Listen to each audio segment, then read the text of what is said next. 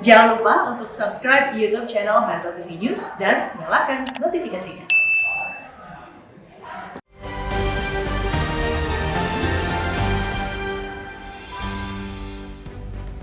Selamat pagi pemirsa. Kehidupan beragama dan berkeyakinan di tanah air kembali mengalami ujian. Entah sudah keberapa kali pembangunan rumah ibadah menghadapi gangguan. Jaminan negara kepada warganya untuk memeluk agama dan beribadah menurut agama dan kepercayaan sesuai pasal 29 Undang-Undang Dasar 1945 masih berhias indah di atas kertas. Pemirsa, inilah editorial Media Indonesia di hari ini Senin 12 September 2022 dengan tema Halusinasi Toleransi bersama saya Leonard Samosir. Dan editorial Media Indonesia ini juga dapat Anda simak melalui MG Radio Network di frekuensi 94,7 FM di kawasan Jakarta dan sekitarnya. Para pendengar dan juga Anda semua bisa ikut menyatakan pendapat Anda dengan menelepon nomor 021 583 99 100. Dan pemirsa, pagi ini telah hadir bersama saya anggota Dewan Redaksi Media Group Eko Ramawanto. Mas Eko, selamat pagi. Selamat pagi, Leo. Sehat-sehat Mas? Sehat, alhamdulillah. Kita akan bicara soal halusinasi toleransi. Ini sesuatu yang saya terus terang tidak terlalu tidak terlalu kaget sebetulnya. Walaupun ya heran juga kenapa masih ada seperti ini. Tapi sebelum kita bahas itu, Mas Eko dan pemirsa, kita lihat dulu beberapa berita yang diperhatikan Media Indonesia pada pagi ini. Yang pertama, ini headline Media Indonesia untuk hari ini, maksud saya di halaman 1 tetap ada, terkait dengan gempa di Mentawai. Warga diimbau untuk waspadai zona Mentawai Siberut. Ya. Ini maksudnya karena khawatir ada gempa susulan atau bagaimana, Mas Eko? Iya, memang di daerah Mentawai Siberut itu kan dekat lempengan api ya. Kemudian ada, kita melihat dulu beberapa kali juga kena tsunami. Iya. Pernah kan dulu Mentawai juga. Betul. Jadi kalau terjadi gempa, memang magnitudonya tuh pasti tinggi. Ini kemarin 6,2. Jadi memang harus ada mitigasi yang kuat terhadap penduduk sekitar. Jadi kalau memang ada guncangan yang lebih kuat lagi, saya kira harus menjauh dari pantai. Iya. Ini kan harus segera dilakukan karena sering di sana. Karena ancaman tsunami begitu ya, kalau ada gempa yang besar sekali ya? Iya betul, jadi kalau tsunami-nya mungkin di atas 6,2 begitu, gempanya 6,4 gempa, itu potensi tsunami-nya pasti ada.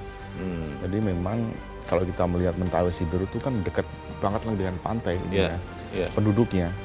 Jadi ketika kena gempa, kemudian ada tsunami, bisa tersapu itu. Makanya harus segera menjauh dari pantai. Kita harapkan saudara-saudara kita di Mentawai Siberut benar-benar memperhatikan arahan-arahan dari pemerintah, dari aparat pemerintah di sana, tapi juga pemerintahnya kita harapkan untuk bertindak cepat juga ya Mas Eko ya. Betul. Kita tinggalkan itu, kita ke berita selanjutnya. Ini adalah headline untuk Media Indonesia hari ini. Tes skolastik rujukan SBMPTN, seleksi bersama masuk perguruan tinggi negeri. Ini tes skolastik ini masih ada beberapa orang yang bertanya-tanya, artinya apa sih sebetulnya Mas Eko, bagaimana? Ya ini kan sebetulnya hanya mengukur saja kemampuan siswa terkait dengan potensi kognitif, penalaran matematika, literasi, kemudian bahasa Indonesia, bahasa Inggris. Nah ini sudah diperkenalkan, bahkan sudah dipakai di banyak negara. Indonesia itu sebenarnya sudah ketinggalan, tapi nggak apa-apa, terlambat asal kita juga bisa ke depan pendidikan kita maju. Tapi persoalannya sekarang kan siswanya masih bingung. Karena memang pengenalan ini kepada guru-guru masih dalam sebatas belum terlalu masif begitu. Jadi mereka yang duduk di kelas 3 SMA atau berapa sekarang istilahnya. Nah itu harus secara masif dilakukan. Jadi kemudian siswanya ini mengerti, jadi dia mau kemana arahnya, apa yang harus dia lakukan. Itu penting sekali. Karena sekarang kan tidak ada lagi yang namanya penghapusan jurusan kan di SMA. IPA IPS sudah zaman dihilangkan ya. Saya dulu mungkin masih ada A1 sampai A5 mungkin ya. Iya betul. Sekarang sudah nggak ada, jadi mungkin ini banyak yang berubah tentu. Saya kira ini bagus untuk ke depannya, tapi yang paling penting adalah sosialisasi, edukasi kepada murid sekolah, sehingga mereka tidak salah nanti ketika dia lulus harus ngapain gitu loh. Iya. Itu yang paling penting menurut saya. Betul, di berita ini dikatakan juga di kalangan siswa dan di kalangan guru masih bingung ya persisnya seperti apa, karena perubahan ini kan agak di tengah jalan ya Mas Eko ya. Betul, iya. Di tengah jalan persiapan mau menuju SBMPTN 2023. Kita harap Kementerian Pendidikan dan Kebudayaan memberikan jelas ya, sejelas-jelasnya apa yang dimaksud dengan tes skolastik untuk rujukan SBMPTN ini. Kita tinggalkan berita itu, kita ke berita selanjutnya. Kali ini dari halaman 4, dari kolom polemik, kaji kembali aturan tunjangan pensiun. Ini pensiun siapa, lalu apa yang mau dikaji kembali nih Mas Eko? Nah kalau yang terkait di halaman 4 poin ini lebih ke DPR ya, bukan PNS ataupun TNI maupun Polri. Jadi kan DPR ini dianggap menjadi polemik ketika mereka dianggap bukan seperti PNS pada umumnya, TNI Polri, kemudian pejabat negara dan lain-lain. Tapi mereka cepat mendapat pensiun ketika dia nanti sudah tidak menjabat. Saya pikir tadinya juga DPR ini nggak ada pensiunnya, ternyata ada ya Mas Eko ya? Iya, ya memang ini ada aturannya sebetulnya. Ya, jadi mau dia menjabat 5 tahun atau mau ada PAW misalkan, dia tetap mendapat pensiun. Jadi ini yang mungkin banyak dikritisi oleh kalangan akademisi maupun aktivis. Kalau anggota dewannya kemudian misalnya tertangkap korupsi begitu dan terbukti, itu dihukum, itu masih dapat pensiun juga apa tidak? Itu tetap melekat, jadi ini kan persoalan haknya dia. Nah, ini mungkin kalau aturan hukumnya dia dipenjara dan lain-lain ya itu persoalan lain ya. Tapi bahwa dia pernah menjadi anggota DPR tuh juga di sisi yang lain. Gitu. Saya kira tadinya karena sudah melakukan tindakan tercela, misalnya terbukti korupsi begitu ya, tidak dapat pensiun, tapi ternyata masih dapat ya? Ya kecuali dia meninggal ya, dua-duanya meninggal. Jadi sudah tidak hidup, baru itu pensiunnya berhenti. Tapi mungkin ada pensiun pasangan ya, muncul juga ya? Ya, jadi kalau misalkan anggota DPR-nya yang laki gitu kan meninggal, kemudian yang istrinya kan pasti mendapat pensiun meskipun tidak 100% ya. Kita harap ada kebijaksanaan ya dalam mempertimbangkan masalah ini, karena juga berawal dari beban yang berat ya, yang dikeluhkan oleh Menteri Keuangan. Kita ikuti nanti perkembangannya seperti apa. Kita ke editorial pemirsa. Hari ini editorial diberi judul halusinasi toleransi. Ini sampai mengatakan halusinasi, ini kan artinya toleransi itu ternyata masih belum benar-benar mewujud nyata. Apa itu maksud dari editorial ini atau apa nih Mas? Ya betul, jadi masih dalam sebatas mimpi. Jadi beberapa daerah toleransi itu masih ada. Jadi kita melihat kalau kita di Cilegon, nah itu semangat toleransinya memang nggak ada. Jadi kita bisa membuktikan dengan adanya survei dari Setara misalkan. Nah di situ beberapa tahun terakhir di Cilegon itu masuk kategori yang tidak toleran. Kota yang intoleran ya? Iya betul. Jadi itu terus menerus. Kenapa? Itu bisa dilihat juga dalam survei Ma'ruf Institute misalkan. Di Cilegon itu hanya ada satu satu ibadah aja, yaitu masjid. Jadi tidak ada yang namanya pura, tidak ada wihara. Hanya ada rumah ibadah dari satu agama begitu. Satu agama. Jadi itu kan menjadi persoalan. Kenapa sih? Nah seharusnya pemerintah daerah di situ, wali kotanya itu bisa belajar dengan wali kota Bogor misalkan Bima Arya. Anda tahu dulu mungkin kisahnya gereja Yasmin itu yang berlarut-larut bisa diselesaikan. GKI Yasmin ya. Jadi memang kalau kita melihat kualifikasi pimpinan itu memang bisa ditentukan menjadi penentu di sebuah daerah. Kalau kita melihat di Cilegon, kita pasti tahu kualitasnya seperti apa. Bandingkan dengan area Bima yang di Bogor yang bisa menyulap. Dulu juga Bogor itu kota yang intoleran, Leo. Tapi kemudian perlahan-lahan mulai menjadi toleran karena memang kenapa? Ya kualitas pimpinannya. Kalau pimpinannya hanya dikata LSM, kemudian dibentak-bentak, demo mau besar-besaran, terus ciut nyalinya jangan jadi pemimpin di situ. Jangan jadi pemimpin, jadi kepala rumah tangga biasa aja. Tapi apakah memang benar penyebabnya itu atau memang ada hal lain. Ya. Ada teman mengatakan kalau soal-soal begini Ya.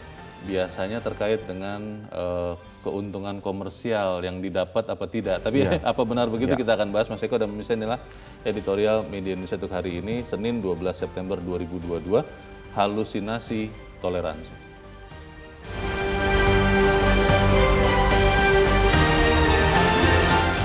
Halusinasi toleransi.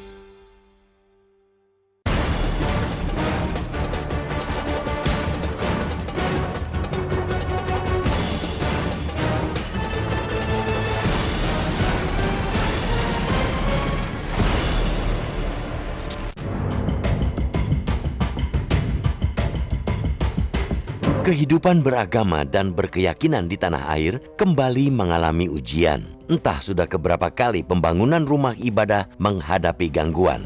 Jaminan negara kepada warganya untuk memeluk agama dan beribadah menurut agama dan kepercayaan sesuai pasal 29 Undang-Undang 1945 masih berhias indah di atas kertas.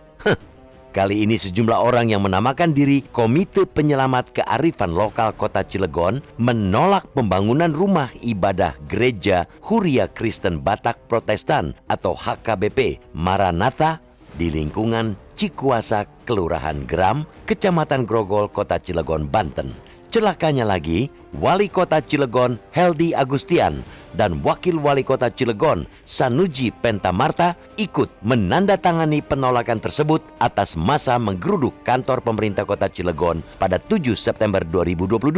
Bukan kali ini saja pemerintah Kota Cilegon menolak pembangunan rumah ibadah umat Kristiani. Menurut catatan Yayasan Lembaga Bantuan Hukum Indonesia atau YLBHI, pemerintah Kota Cilegon telah menolak 4 kali pengajuan izin gereja HKBP Maranatha sejak 2006 dan 5 kali menolak pengajuan izin gereja Baptis Indonesia Cilegon sejak 1995. Wali Kota Cilegon Heldi Agustian mengaku menaikkan petisi hanya untuk memenuhi keinginan kelompok yang menolak pembangunan rumah ibadah. Sungguh alasan yang tak pantas disampaikan oleh pejabat negara yang seharusnya berdiri di atas semua golongan.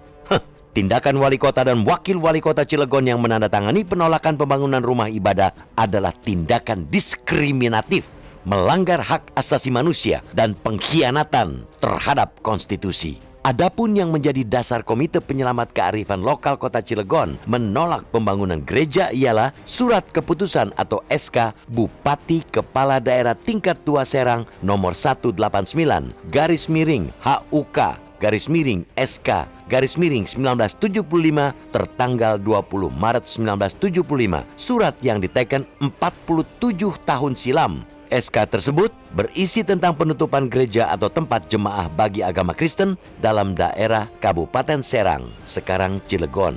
Regulasi usang dan diskriminatif yang seharusnya tidak lagi dipakai untuk menghalang-halangi pembangunan rumah ibadah. Terlebih, populasi warga non-muslim di kota Baja itu terus bertambah dan membutuhkan tempat ibadah.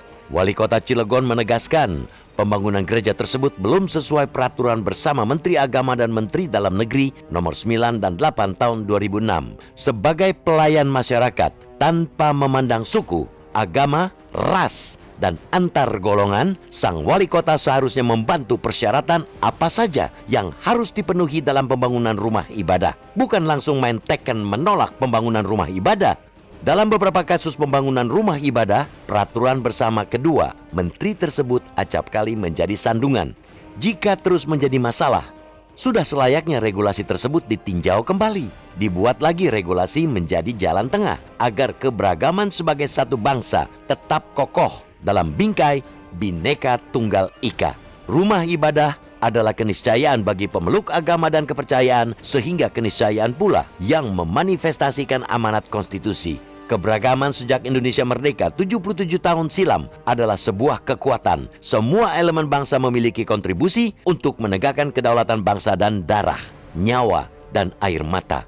Di atas regulasi dalam kehidupan beragama dan berkeyakinan adalah semangat bertoleransi, saling menghargai, dan menyayangi satu sama lain. Indonesia merdeka dan era mengisi pembangunan di segala bidang adalah buah dari kebersamaan sebagai satu bangsa. Kota Cilegon saatnya harus berbenah Studi Setara Institute tentang Indeks Kota Toleran atau IKT 2021 menempatkan kota industri ini di rapor merah. Studi ini menggunakan 4 variabel dan 8 indikator terhadap 94 kota di tanah air. IKT ini memberikan status kinerja pemerintah kota dalam mengelola kerukunan, toleransi, wawasan kebangsaan, dan inklusi. Toleransi, bukan basa-basi, apalagi halusinasi.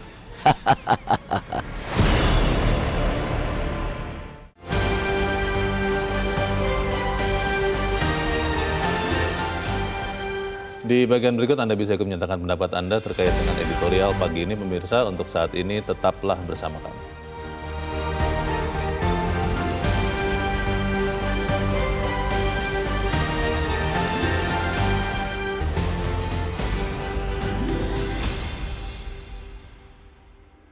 Terima kasih pemirsa, Anda masih bersama kami di Editorial Media Indonesia, dan kita sebelum membahas masalah ini, Mas Eko, kita mau bertanya juga dengan, kita sudah terhubung lewat saluran telepon dengan Direktur Setara Institute Ismail Hassani. Mas Ismail, selamat pagi. Selamat pagi, Bung Leonard. Ya, Pak Ismail, ini kita lihat ke kasus yang kesekian kali sebetulnya. Kita sudah lihat ada beberapa kali kejadian seperti ini. Kali ini di Cilegon ada orang yang mau mendirikan rumah ibadah yang logikanya adalah rumah ibadah ini mau mengarahkan manusia untuk menjadi lebih baik, tapi ditolak oleh orang-orang yang mengatasnamakan masyarakat karena merasa tidak sesuai peraturan atau persyaratan administratifnya. Kalau Setara Institut melihat ini seperti apa? Apakah ini memang fenomena umum di Indonesia atau seperti apa, Mas Ismail? Ya, saya kira Bung Leonard, apa yang disebut dengan fenomena umum, saya kira konform ya. Artinya ada terjadi di beberapa daerah, dan kalau merujuk pada data misalnya, hampir 600-an tempat ibadah itu mengalami gangguan di Indonesia ya. Itu data kita. Dan 600-an tempat ibadah ini macam-macam bentuk gangguannya ya, dari mulai yang paling soft, menghalang-halangi pendirian tempat ibadah itu soft, atau penghancuran tempat ibadah yang sudah ada. Jadi memang ini rumit ya, betul tadi orang membutuhkan fasilitas berbuat baik, tapi kemudian kok banyak mengalami gangguan dan halangan, kira-kira begitu. Jadi bukan hanya ironi toleransi, tapi ya bisa jadi halusinasi pada batas-batas tertentu ya, Bung Leonard, begitu. Kalau kita lihat kasus di Cilegon ini ya, Pak Ismail ya, sebetulnya apakah sekelompok orang ini memang adalah gambaran dari masyarakat di Cilegon, atau memang ini hanya sebagian orang yang mengatasnamakan masyarakat Cilegon? Karena saya terus terang agak susah memahami. Tadinya saya pikir kota Cilegon dengan berbagai pembangunan besar di situ, yang tentunya sudah terjadi sekian lama, sekian puluh tahun, itu kan logikanya membawa modernisasi dalam cara pandang bagi masyarakat di sana. Tapi ternyata ada kejadian seperti ini. Masalahnya ada di mana kalau Setara melihatnya, Mas? Ya, kalau melihat fakta existingnya ya, fakta di permukaan kan ada dua hal tadi. Yang pertama, ada suatu produk hukum yang dikeluarkan oleh Bupati di tahun 1975. 1975 yang itu, ya?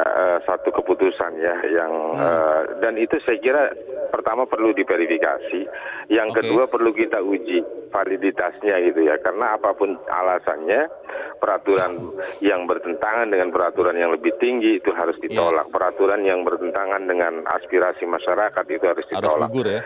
Itu yang harus gugur, dan apalagi itu produk 1975. Hari ini perubahan konstitusi, perubahan undang-undang itu sudah banyak terjadi, dan kalau itu dijadikan alasan pembela oleh wali kota ya, alasan yuridis oleh wali kota, jelas itu cara pandang yang keliru dari si wali kota. Dan saya sarankan betul Pak Tito Karnavian untuk tegur keras wali kota semacam ini, karena ini jadi presiden buruk di tempat lain. Dan kalau tidak didisiplinkan, maka dia akan menularkan dan spiral perilaku intoleran ini akan terjadi. Yang kedua, kalau soal apakah ini representasi masyarakat atau tidak, dalam banyak kasus kelompok semacam ini itu adalah kelompok kecil, Bung Leonard. Kelompok kecil tapi dengan suara yang nyaring, kan begitu. Kelompok kecil dengan suara yang nyaring ini sebenarnya lebih banyak bekerja didasari oleh kehendak politik intoleran dibanding upaya membela ideologi agama itu sendiri. Dengan kata lain, tidak ada yang autentik dari penolakan tempat ibadah selama ini. Bahwa di dalamnya ada ideologi intoleran yang bekerja itu ya, tetapi lebih dari itu juga adalah satu kontestasi politik yang memperebutkan ruang publik sebagai ruang politik yang tentu saja ada insentif lain dibanding selain soal aspirasi intoleransi tadi, begitu, Bung Leonard. Ada yang mengira kalau kasus di Cilegon ini, Mas Ismail, karena ada ketidaksetaraan, efek komersil, efek pembangunan yang dirasakan oleh masyarakat di Cilegon. Kan kita tahu Cilegon itu ada begitu banyak pabrik besar begitu ya, tapi konon katanya ini bisa jadi gara-gara yang protes ini karena tidak kebagian efek komersialnya. Itu mungkin apa tidak ya kalau menurut Setara? Ya, selalu analisa ekonomi politik melekat ya di dalam setiap kasus, Bung Leonard. Apalagi kita tahu dan sangat masuk akal kalau kemudian hal ini terjadi di Cilegon. Karena betul ya, ini juga kritik ya untuk kinerja pembangunan, maksud saya. Bahwa pembangunan itu harus melibatkan sebanyak mungkin masyarakat, dan yang utama adalah ada pelibatan masyarakat tingkat lokal. Kalau kemudian ada gejala ini atau isu ini gitu, saya kira itu lumrah terjadi di banyak tempat. Tetapi ya tentu saja betapapun isu dasarnya adalah ketidakadilan ekonomi, tetapi kalau kemudian artikulasi responnya adalah tindakan intoleransi, bahkan pada batas tertentu bisa menjadi tindak pidana, menghalang-halangi dan seterusnya gitu ya. Ya ini juga keliru begitu ya. Jadi saya kira ini kritik untuk semua pihak, catatan untuk semua pihak, dan saya kira kalau gubernur bisa memimpin penyelesaian ini itu lebih baik, tapi kalaupun gubernur juga, ya PJ gubernur maksud saya tidak memiliki kesempatan untuk menyelesaikan persoalan ini, ya kita minta Mendagri untuk ambil tindakan. Oke. Begitu. Kita harap ini bisa diselesaikan ya, karena saya sih masih sangat percaya, Mas Ismail, bahwa bangsa Indonesia ini bangsa yang toleran sebetulnya. Dan seperti yang Anda katakan tadi, yang punya tendensi intoleran itu jumlahnya tidak banyak, sedikit, tapi suaranya keras. Kita harap nanti penyelesaian ini bisa terlaksana. Direktur Setara Institute Ismail Hassani, terima kasih sudah mencerahkan kami pagi ini. Selamat pagi, Mas Ismail. Pertanyaan besarnya itu, Mas Eko, apakah memang yang terjadi di Cilegon ini karena murni penolakan oleh sebagian masyarakat, sebagian besar masyarakat Cilegon, atau memang ini adalah suara-suara yang keras dari kelompok yang sebenarnya tidak banyak? Karena di beberapa kasus yang lain, bukan di Cilegon, di beberapa tempat yang lain, yang sering terjadi seperti itu. Saya setuju dengan tadi Pak Ismail Hassani bahwa kelompok kecil tapi suaranya nyaring. Jadi sebetulnya yang silent majority itu sebetulnya lebih banyak. Mereka memilih diam karena tidak ingin berpolemik, tidak ingin berdebat dan lain-lain. Silent majority ini toleran atau intoleran? Toleran banyak ya? sebetulnya. Ini kan hanya karena mungkin takut didemo oleh ormas, ya. Ditakut-takutin oleh ormas, lebih baik dia memilih atau diam. Tapi kalau kita kembali ke pasal 29 Undang-Undang Dasar, kita sudah jelas negara menjamin kemerdekaan setiap warga negara untuk memeluk agama maupun beribadah. Seharusnya itu menjadi patokan siapapun kepala daerah dimanapun. Kalau itu terjadi di daerahnya, berarti kita harus menilai kapasitas pemimpin di daerah itu patut dipertanyakan. Karena apalagi kalau itu terus berulang-ulang. Kalau Wali Kota Cilegon mengaku ikut menandatangani pernyataan menolak itu untuk menenangkan dari kelompok itu? Itu bagaimana, Mas? Ya itu karena ketakutan saja, Leo. Pemimpin daerah itu mau di demo, mau diancam apapun, kalau memang dia itu kan harusnya berdiri di atas kepentingan banyak pihak. Iya. Ya, harusnya tidak boleh kendor hanya semacam itu. Nah, yang menjadi persoalan lain selain yang disebutkan Pak Ismail Hasan soal aturan dari pemerintah daerah tahun 75 itu juga SKB 2 Menteri, Kementerian Agama dan Kementerian Dalam Negeri ketika zamannya Pak SBY dulu. Ini yang membuat aturan-aturan itu menjadi mentok ketika kita mengajukan syarat-syarat untuk mendirikan rumah ibadah. Yeah. Nah, salah satu solusinya menurut saya harus diuji di MA. Jadi mereka yang dirugikan itu tentu harus menguji materi di sana. Nah, setelah itu pasti pemerintah, saya melihat kemarin komentar Pak Mahfud, sampai sekarang belum ada yang mengajukan uji materi di MA. Nah, kalau itu dilakukan, kemudian pasti ke depan pasti akan ada intervensi dari pemerintah terkait dengan SKB 2 Menteri itu. Kan sekarang perkembangan politik pasti akan lebih dinamis ya, apalagi terkait dengan tahun politik. Nah, hal-hal semacam itu kan sebetulnya harus ditempuh juga. Selain tentu konsolidasi, dialog antar kementerian stakeholder. Saya melihat tanggal 14 September besok ada pertemuan antara Kementerian Agama dan mereka yang terlibat dalam persoalan. Menteri Agama akan bertemu ya? Ya, di Kementerian Agama. Jadi ini akan ada cari titik temu di sana. Karena kalau kita melihat catatannya, di Pemkot Cilegon itu 4 kali menolak gereja Maranatha. Kemudian 5 kali gereja Baptis. Artinya apa? Artinya sudah 9 kali hal-hal seperti ini terulang-ulang kembali. Nah, kalau sudah terulang-ulang sampai 9 kali Maranatha dan Baptis ini, pasti ada sesuatu yang tidak beres. Nah, itu harus pemerintah pusat harus ikut campur di sana, kemudian melakukan dialog agar ada titik temu. Itulah gunanya pemerintah pusat dan kemudian pemerintah kota di Cilegon. Pemerintah pusat langsung atau tadi seperti dikatakan Mas Ismail, ya diharapkan gubernur ya sebagai kepala daerah tingkat 1 di Provinsi Banten, karena Cilegon kan masih di bawah Banten ya. Itu coba juga untuk menyelesaikan ini. Kita bisa berharap begitu ya kepada gubernur Banten? Harusnya bisa. Dimanapun gubernur itu dia harus juga mengayomi, melindungi, kemudian juga menyelesaikan hal-hal kalau ada kemelut, ada pertikaian, ada hal-hal yang semacam ini. Kan kita ini sebetulnya kan sama NKRI, satu saudara. Jangan sampai kemudian sikap-sikap intoleran ini nanti berpindah kemana-mana, kan tidak enak, Leo. Nanti kemudian Anda di Sulawesi Utara mendirikan masjid juga akan susah. Jadi bisa ada balas-balasan begitu ya? Iya, di Papua, kemudian di Bali, NTT misalkan. Ini kan mudah-mudahan tidak terjadi.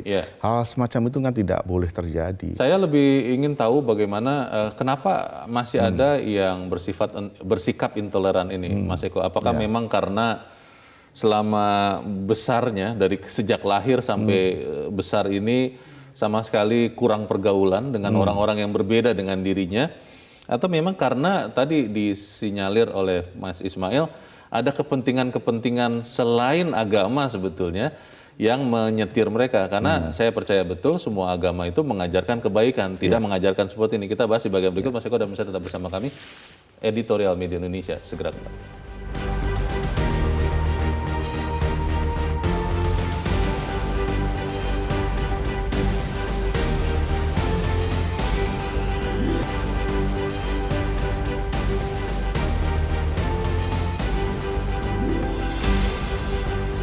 Terima kasih pemirsa, masih bersama kami di Editorial Media Indonesia, dan sebelum kita lanjutkan diskusi kita, Mas Eko, kita mau bertanya juga kepada pemirsa Metro TV. Saat ini kita sudah terhubung dengan pemirsa Metro TV di Bekasi, Jawa Barat.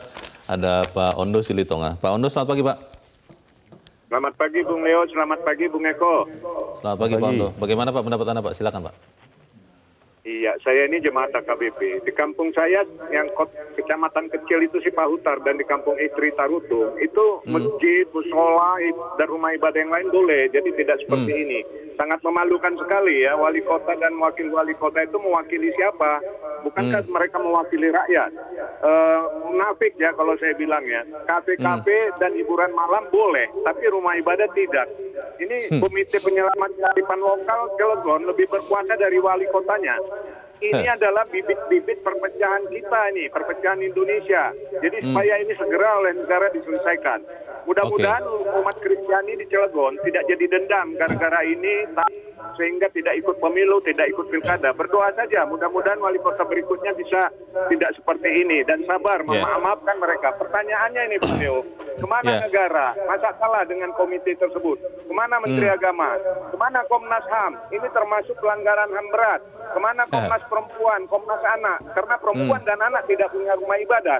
Terakhir, kenapa SK bersama Menteri dan SK dari Bupati tahun 75 itu tidak bisa dicabut? Itu selalu menjadi alasan pembangunan rumah ibadah di Indonesia ini. Tolong itu menjadi perhatian Bapak Presiden kita agar bisa menganalisa atau mengkaji ulang atau bahkan mencabut saja itu SK bersama Menteri. Terima kasih. Ya, terima kasih Pak Ondo Silitonga di Bekasi, Jawa Barat. Selamat pagi Pak.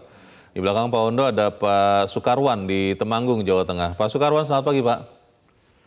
Ya, selamat pagi Metro TV. Selamat pagi Pak Sukarwan. Silakan Pak, pendapat Anda Pak. Begini, pertama sangat prihatin sekali pembangunan rumah ibadah sampai sebuah seorang wali kota dan wakilnya ikut menandatangani petisi seperti itu. Harusnya kan wali kota itu kan bapaknya dalam masyarakat, semua warga harus ambil jalan di tengah. Kalau tidak bisa mengatasi ya ada institusi yang lebih di atasnya, tingkat kementerian.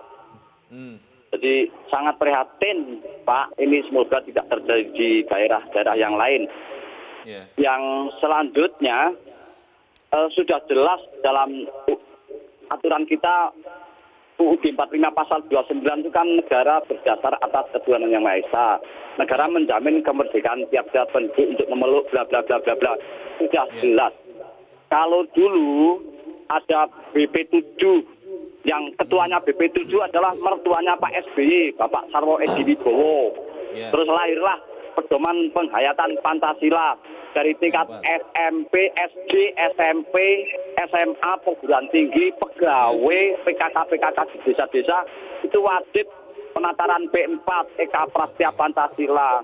Benar-benar ada toleransi. Nah, sekarang setelah era reformasi, halusinasi reformasi memprihatinkan.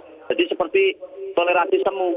Nah, sekarang ada BPIP yang ketuanya Bu Mega atau Pak Mahfud itu Badan Pengkajian Ideologi Pancasila. Semboyannya membumikan Pancasila. Omong kosong kalau pelajaran pendidikan moral Pancasila saja dihapus di sekolahan-sekolahan. Tidak ada P4 lagi. Kalau zaman Pak Harto, toleransi itu benar-benar toleransi, tidak semu-semunan gitu Bang. Tolong ini menteri itu dipikir ulang, P4, penataran P4 itu masih perlu sebetulnya. Oke, terima kasih Pak Sukarwan di Temanggung, Jawa Tengah untuk pendapat Anda Pak. Selamat pagi. Di belakang Pak Sukarwan ada Pak John Veto di Batam, Kepulauan Riau. Pak John, selamat pagi Pak. Selamat pagi Bung Leo, selamat pagi Mas Eko. Selamat pagi. Salam sehat Gimana Pak John? Ya, ini memang apa yang selalu muncul ya dari setiap saat, setiap masa ke masa. Jadi memang betul bagus betul nih yang dibedahan ini, judulnya ini halusinasi demokrasi. Sebenarnya kita kan keluar daripada apa? Indonesia ini kan sudah dibentuk, ya. Pedoman kita kan sudah ada.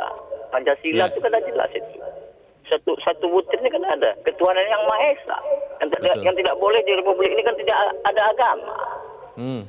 Cuma mungkin ada yang apa. Dan lagi ini kan ya sudah standar baku sebenarnya di Indonesia ini. Kan berkembang ya, umat agama Islam berkembang sekian. Agama ini berkembang ini. Kan sama aja sebenarnya apanya. Karena penduduk kita bertambah, berarti sebenarnya sama aja. Rumah ibadah di mana-mana juga mereka. Itulah kebanggaan kita sebenarnya di mata internasional. Indonesia kan dicop negara yang paling toleransi. Tapi masih ada juga ya oknum. Ya, tapi itu bagian kecil lah. Mudah-mudahan apa yang terjadi di Cilegon itu mudah-mudahan ada jalan keluarnya. Bagian juga umat kan. Jadi itu aja ya. Mudah-mudahan ya ada solusinya lah. Terima kasih banyak. Itu aja. Terima kasih Pak John Veto di Batam, Kepulauan Riau untuk pendapat Anda Pak. Selamat pagi. Kalau melihat ini Mas Eko, banyak teman saya yang mengatakan ini nih ukuran bagaimana Yang pertama, masyarakat benar-benar bisa menerima keberagaman. Tapi yang lebih penting lagi adalah bagaimana pemerintah, saya bilang bukan hanya di pusat sih, di daerah juga, benar-benar bisa menjalankan fungsinya sesuai dengan sumpah atau janji jabatan pada saat diangkat. Salah satunya adalah melindungi segenap warga negara, tidak ada dalam kurung tergantung agamanya, sukunya apa. Bagaimana Mas Eko? Ya, yang paling penting menurut saya adalah kualifikasi kepemimpinan itu menjadi penentu. Kalau kita sekarang melihat kepemimpinannya wali kota Cilegon ini, masyarakat kota Cilegon pasti sudah tahu track recordnya. Kalau dia mau maju lagi misalkan ini di kepemimpinan yang kedua, atau mungkin sekarang sudah yang sudah kedua saya belum tahu. Nah itu kan harus dilihat, jangan sampai kemudian ke depan mencari pemimpin yang intoleran. Nah ini kan nanti jangan sampai kemudian memilih kucing dalam karung lagi. Pilihlah pemimpin-pemimpin yang bisa mengayomi, ya, bisa berdiri di satu sisi lebih sama baiknya. Kemudian yang bisa mencarikan solusi ketika terjadi deadlock seperti ini. Jangan kemudian karena hanya di demo kemudian ikut-ikutan menandatanganin ini tapi kemudian tidak memecahkan masalah. Ini kan menjadi persoalan di Cilegon. Nah, saya kira sekali lagi Cilegon ini mungkin harus berkaca kepada Bogor. Ya, Bogor wali kotanya sudah bisa buat yang dulu intoleran Bogor itu, sekarang menjadi toleran. Jadi menggerakkan muspidanya, tokoh lintas agamanya, serta ormas, kemudian membuka ruang dialog dalam lintas agama, kemudian merayakan secara terbuka dengan keberagaman yang terjadi. Ini penting. Jadi kalau kita melihat Indonesia ini kan banyak ragamnya, budayanya, agamanya, dan lain-lain. Ketika mereka semua dirangkul, pasti tidak ada terjadi gap-gap seperti ini lagi. Tapi kalau Anda membiarkan itu terus-menerus, yang terjadi adalah seperti yang di Cilegon itu. Makanya pemimpin itu sekali lagi harus dilihat kualitasnya. Kalau kualitas seperti itu saya kira tidak layak lagi untuk memimpin untuk di tahun kedua. Kalau kemudian nanti tanggal berapa? 14 ya? 14 Berarti September, lusa ya Mas Eko ya, 14 September lusa. Pertemuan itu saya sih berdoa supaya pertemuan itu bisa menemukan jalan keluar yang mengayomi semua warga negara ya, apapun agama dan kepercayaannya. Tapi kalau misalnya di situ pun ada yang mengeraskan hati, itu bagaimana kira-kira solusi dari masalah ini? Ya, saya kira yang pertama ini tanggal 14 September adalah pertemuan perdana. Jadi mungkin akan dipilah-pilah dulu persoalannya. Nah, kemudian akan dipanggil tentu wali kota Cilegon, Muspida dan lain-lain, Kementerian Agama di Cilegon perwakilannya, kemudian tentu difasilitasi oleh Kementerian Agama di pusat. Nah, ini akan didialogkan, dirumuskan bagaimana solusinya. Pasti akan mengeras. Artinya apa? Akan terjadi hal-hal yang bantah-bantahan gitu ya. Kalau kita melihat wali kota Cilegon ini kan karena menganggap mereka yang akan mengajukan izin rumah ibadah itu belum mendapat persetujuan macam-macam lah.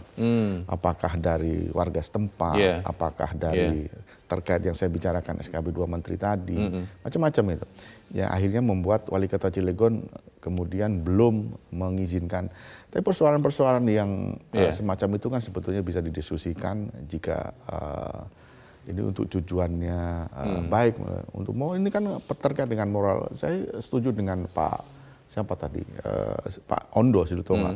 Kalau mendirikan tempat hiburan ini cepat dilindungi, setoran dan lain-lain. Karena kan ada efek komersial langsung mungkin kepada oknum-oknum. Jadi kan nggak boleh sebetulnya. Rumah ibadah kan untuk pendidikan moral, untuk beribadah dan lain, nggak ada itu yang namanya keuntungan. Kan keuntungannya dibuat untuk rumah ibadah itu membangun.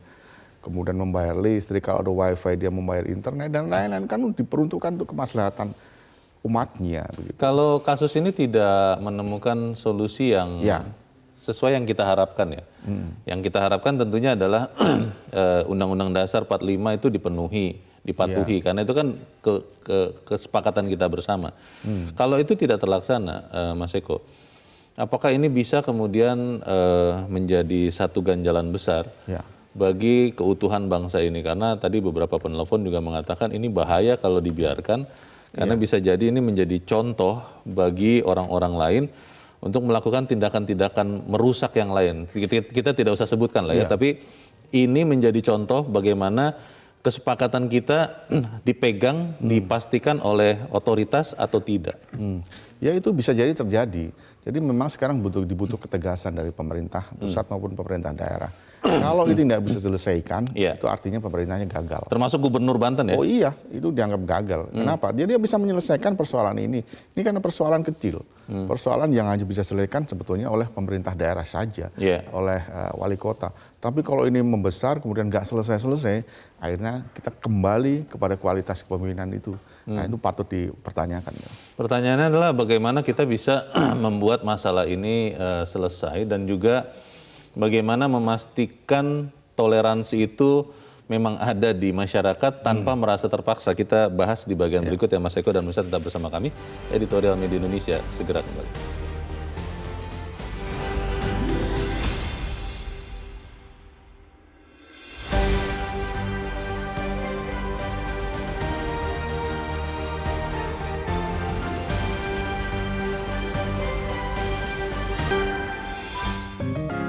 Media Indonesia mengajak Anda untuk mengakses fitur premium e-paper. Dengan sajian konten berbasis intelektual dan meneguhkan kebangsaan, Media Indonesia tampil dengan lebih dinamis melalui e-paper Media Indonesia yang dapat Anda akses kapan saja, di mana saja. Caranya mudah, download aplikasi Media Indonesia di Android atau ketik link e-paper.mediaindonesia.com atau bisa scan QR Code pada layar kaca Anda. Klik tab e-paper di bagian samping layar tablet Anda, daftarkan data diri, serta pilih paket berlangganan e-paper Media Indonesia sesuai dengan kebutuhan Anda. Nikmati juga bonus spesial tambahan 4 halaman rubrik fokus setiap hari. Semua bisa Anda dapatkan hanya di e-paper Media Indonesia. Untuk informasi lebih lanjut, hubungi customer service di nomor 0811 1201 2018 atau kunjungi media sosial @Media Indonesia. Media Indonesia, referensi bangsa. Terima kasih Anda masih bersama kami. Kita di bagian akhir diskusi kita pagi ini. Mas Eko, kalau kita melihat kecepatan Menteri Agama ya segera merespon kejadian ini, saya bertanya-tanya di mana kepala daerah yang lain begitu ya, dalam hal ini mungkin Gubernur Banten. Kita berharap seperti apa? Apakah bisa kasus ini diselesaikan atau memang akhirnya ini kembali lagi mengkonfirmasi bahwa toleransi itu ya halusinasi di Indonesia? Bagaimana? Ya, semua kasus yang terkait dengan toleransi, intoleran itu harus diselesaikan, harus bisa diselesaikan. Karena kita tahu bahwa Indonesia ini sebetulnya sangat menganut paham toleransi. Kalau Anda pergi kemanapun sebetulnya kan welcome semua. Toleransinya itu sangat kuat sekali. Bahkan kalau kita dengar obrolan mereka yang datang dari luar, warga negara asing datang ke sini, itu kan mereka sangat disambut dengan antusias di sini. Nah ini persoalan yang di Cilegon, kembali ke persoalan Cilegon harus segera diselesaikan. Jangan kemudian berlarut-larut. Slogan bahwa Cilegon baru, modern dan bermartabat ini jangan sebagai slogan kata-kata saja. Ini kan juga harus diwujudkan dalam tindakan nyata, gitu kan. Jadi saatnya menurut saya aturan yang terkait dengan tahun 75 itu yang keputusan kepala daerah sana itu dicabut saja, kemudian dibiarkan saja kalau memang untuk memberikan rumah ibadah, toh rumah ibadah itu hanya untuk orang ibadah kok, orang untuk berbuat baik, membuat orang jadi lebih baik, menjadi orang lebih baik itu loh, itu esensinya dalam demokrasi itu ya, itu esensinya berbuat yang lebih baik itu kan esensinya dalam kita mendirikan rumah ibadah. Kenapa harus dihalang-halangi? Anda mengizinkan hiburan malam, bahkan di beberapa tempat mungkin judi online yang sekarang sedang marak, kemudian prostitusi, dibackingi orang, setoran, nah itu marak itu. Rumah ibadah malah susah, ini kan jadi aneh Leo. Jadi menurut saya segera diselesaikan 14 September dengan Kementerian Agama harus ada titik solusi yang tepat bagi siapapun pemangku kepentingan di Cilegon sana. Jadi saya kira ini patut kita kawal terus, karena kita tahu bahwa di Cilegon itu hanya ada masjid, tidak ada pura, tidak ada wihara, tidak ada gereja dan lain-lain. Sampai sekarang ya? Betul. Jadi itu sangat miris sekali. Badan Pembinaan Ideologi Pancasila tadi sempat disebut oleh salah seorang pemirsa. Inilah waktunya untuk melakukan perannya dalam mewujudkan toleransi. Kita bisa berharap kepada BPIP ini tidak? Ya kalau memang itu berlarut-larut saya kira bisa diundang untuk diajak berdiskusi. Karena perannya juga mungkin sangat strategis ya. Tapi itu terkait dengan mungkin dengan level atas ke atas. Bisa jadi nanti gubernur dipanggil untuk persoalan ini. Kemudian Kemendagri dalam ini Pak Tito juga bisa memanggil gubernur dan wali kota Cilegon untuk mencari solusi. Saya kira semua stakeholder yang berkepentingan bisa turun rembuk lah untuk persoalan seperti ini. Ini kan persoalan kecil yang sebetulnya bisa selesaikan dengan cepat. Masyarakat Cilegon seperti apa, Mas Eko? Apakah memang ini adalah gambaran masih saling tidak mengenal, saling tidak menerima, atau memang ya itu tadi yang diduga ini hanya segelintir orang yang mengatasnamakan masyarakat yang lebih luas? Saya punya banyak teman di Cilegon. Mungkin lebih dari 20-30 orang yang tinggal di sana. Apakah dia bekerja di pabrik atau bekerja di PNS dan lain-lain. Saya tahu mereka sangat toleran sekali. Jadi kalaupun ada yang intoleran itu hanya segelintir. Silent majority yang toleran itu sangat banyak sekali. Mungkin sekali lagi mereka takut dengan ormas, takut bersuara dan lain-lain. Nah ini yang membuat mereka lebih banyak diam, lebih banyak mengikuti apa yang terjadi kemauan dari pemerintah daerah setempat. Tapi bukan silent majority yang diam itu tidak harus selalu diam. Saatnya mereka juga harus bersuara kalau itu untuk kebenaran. Baik, kita harapkan toleransi ini benar-benar terwujud di seluruh bumi Indonesia, termasuk di Cilegon, agar toleransi ini tidak kita katakan halusinasi. Mas Eko, terima kasih sudah hadir di tempat ini. Selamat pagi, Mas. Pagi. Pemirsa, Kota Cilegon saatnya harus berbenah. Studi Setara Institut tentang Indeks Kota Toleran tahun 2021 menempatkan Cilegon, kota industri ini di rapor merah. Studi ini menggunakan 4 variabel dan 8 indikator terhadap 94 kota di tanah air. IKT ini memberikan status kinerja pemerintah kota dalam mengelola kerukunan, toleransi, wawasan kebangsaan, dan inklusi. Toleransi bukan basa-basi, apalagi halusinasi. Saya Leonard Samosibu, terima kasih Anda sudah menyimak editorial Media Indonesia untuk pagi ini. Tetap jaga kesehatan Anda. Selamat pagi, sampai jumpa.